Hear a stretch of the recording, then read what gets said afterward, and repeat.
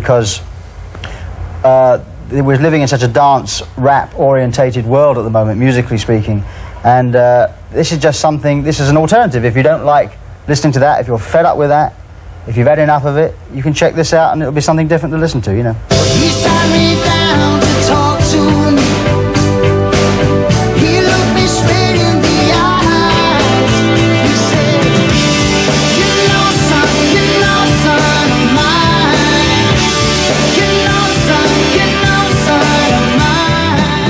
I mean, musically, the song evolved like all the others in the studio. We improvised, sort of one idea set another idea in motion, and we ended up with the song written in a musical sense, pretty much as you hear it. And melodically, most of the melody was there, but the one line that came out of the improvisations was this one line, "No son of mine." That's very disconcerting, telephones in my ear.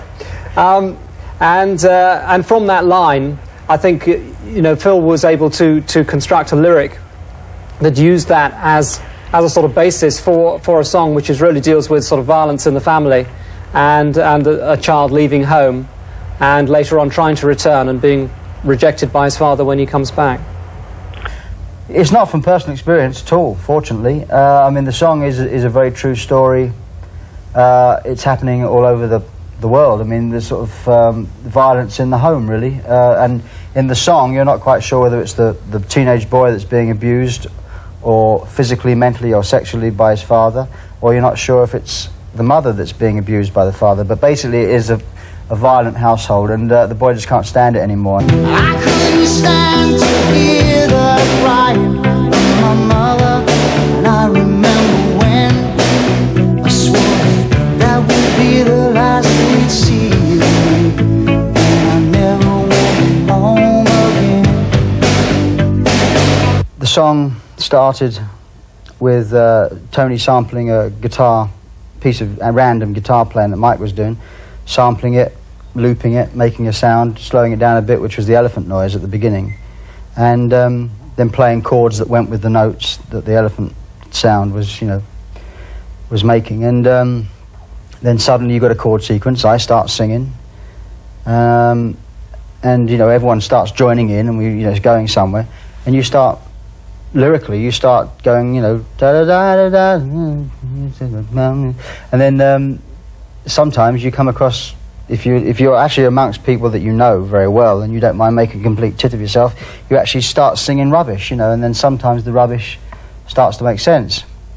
And "No son of mine" was kind of a phrase that turned up, and Mike, when we came to sort of almost finishing the song, Mike was saying, well, this is, I think that's what you're singing, isn't it? And I said, maybe, is it? And then we listened to it, it did sound like it. So straight away you had a hook to hang a lyric on, you know, and so you picked it up and went with it.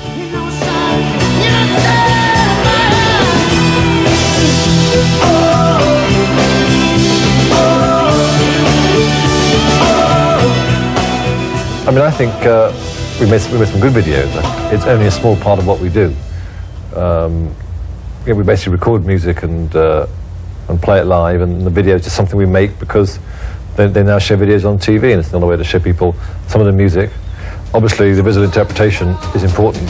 This is the time, this is the place for the future, but there's not much love to go around. Tell me why this is... If you're trying to sort of do a serious thing, it's a bit more tricky, you know. We tend to hide more behind our instruments when we're doing a serious video, I think. Tonight, tonight, tonight,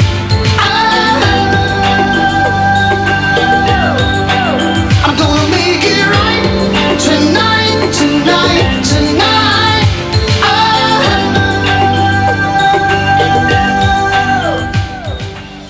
There was a period when there's lots of money being spent on videos, plots, you know, very extraordinary plots that bore nothing to do with the songs at all. I mean, we always have tried, unless the subject matter was quite heavy, I mean, we tried to keep it humorous, because, you know, I mean, that's what we actually enjoy doing. We kind of, I think we respond better to humour in videos than anything else.